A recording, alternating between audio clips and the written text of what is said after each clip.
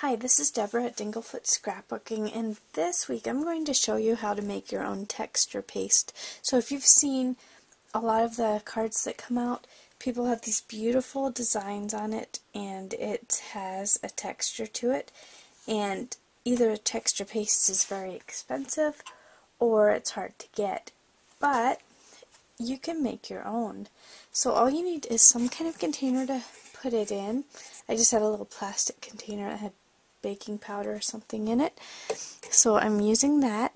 And then you need some acrylic paint. Now if you want your texture paste to have a color, just grab any color that you want to use. So this way you can make it exactly the color you need for your project, or else you can just make it in white and that will work just fine too.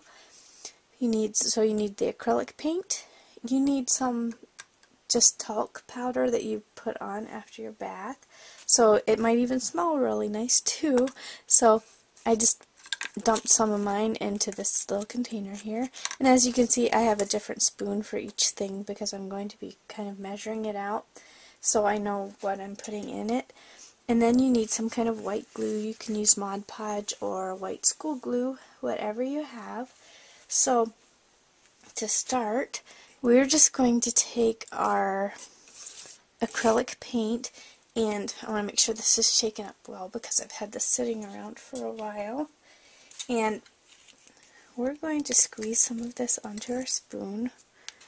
So I'm not going to make a lot of this because I just have a small project, so I'm going to I think I'm just going to use 1 teaspoon, so I'm just going to dump that in my container. And I'll be able to swirl all the spoons around and get all the extra stuff off them if I want to. So we're just basically going to make sure that we have equal parts of these things, equal parts for the paint, equal parts for the powder, so just 1 spoonful of this. So we'll just dump that right in there too. And then for the glue, we only need 1/2 of whatever we put in of the other 2 things. So I'm just going to try to grab 1/2 spoonful of that. And then all we have to do is mix this all around. So you want to have a container that you're not going to be using again for other things, and one that has a lid that you'll be able to store. So you see I'm just mixing it around in there. I want to get all that powder mixed right in there. It's kind of sticking in the corner, so maybe a little square container's not the best, but that is what I had available, so that's what I grabbed.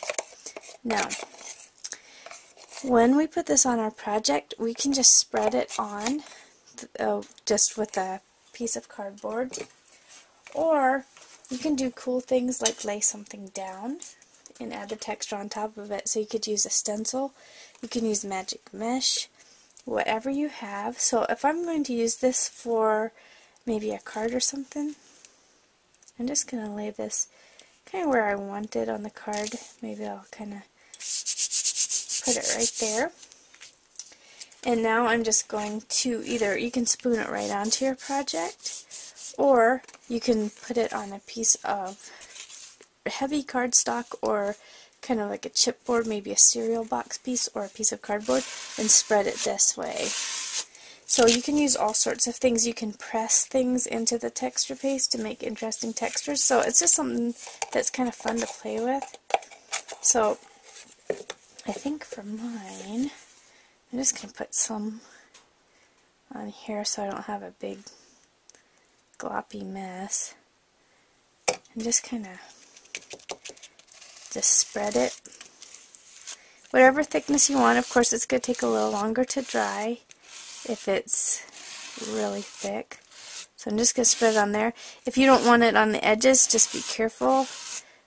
This one, it doesn't really matter to me. I'm just doing this to demonstrate, so I'm not really particular about it. So then you can just pick up whatever you used for the texture. And you can see this is going to take a little bit of time to dry, of course, because as the glue and acrylic paint in, you can see you have a really neat texture on here. So this is just a fun thing to play with, and you can make, of course, any color you want depending on what paint you have.